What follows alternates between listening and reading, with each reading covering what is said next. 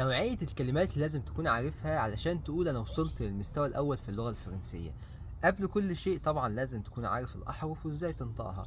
تاني حاجة أيام الأسبوع، بعد كده الأشهر، بعد كده لازم تكون عارف حاجات لها علاقة بالساعة وكلمات لها علاقة بالساعة، زي مثلا تقول الساعة 5:15 إلا ربع، الساعة 5:15 وهكذا. لازم تكون عارف تقول التاريخ اللي هو النهاردة 15 مارس مثلا.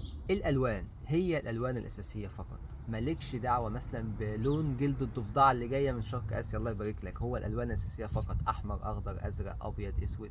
الحاجات البسيطة اللي يعرفها الرجالة دي، فأي لون يعرفوا البنات او تعرفوا البنات وما يعرفوش الرجاله مالكش دعوه بيه اطلاقا. دي الوان موجوده في المستوى السابع، وتقريبا البعض منها مش موجود في اللغه الفرنسيه اصلا. الفصول الاربعه زي الشتاء والصيف والخريف والربيع، وسائل المواصلات المستخدمه بشكل يومي، الاتجاهات زي يمين شمال فوق تحت، الجنسيات المشهوره، ولا ننسى الحاله الاجتماعيه. طبعا 90% من المشاهدين للفيديو اعزب والحمد لله.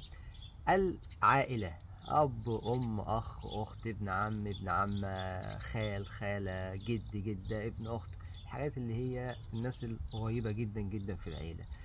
الهوايات، بتلعب باليه، بتاكل كاراتيه، بتشرب بانيه، الحاجات اللي هي الهوايات الجميلة دي، شوف انت بتعمل ايه واعرفه. كلمات لها علاقة بالإقامة في دولة ما، زي مثلا الباسبور، كارت الإقامة، تجديد الإقامة، الشخص ده غريب يعني مش من البلد.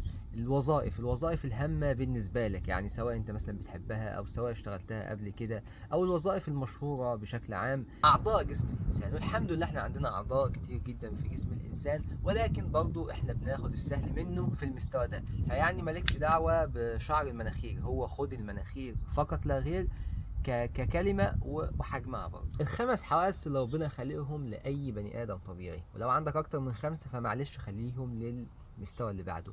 ولو عندك إحساس بإن جوزك بيخونك والأحاسيس اللي زي كده فمعلش خليها للمستويات اللي بعد كده. الكلمات اللي لها علاقة بعفش البيت، ولكن زي ما احنا متفقين الكلمات الأساسية فقط، ملناش أي علاقة بالكلمات الصعبة، فذلك يدعو إن احنا نبعد عن النيش وما يحويه تماما. الكلمات الطبية زي مثلا دكتور، دواء، علاج، أنا روشتة، أنا عندي ألم في الحتة الفلانية، أنا تعبان، وهكذا، المشكلات الصحية البسيطة خالص. وبكده نكون اتكلمنا عن كل الكلمات والمصطلحات اللي لازم تكون عارفها للمستوى الأول. إن شاء الله في الحلقة الرابعة والحلقة الأخيرة الجاية نتكلم عن مهارة التواصل بإذن الله. إلى اللقاء، مع السلامة.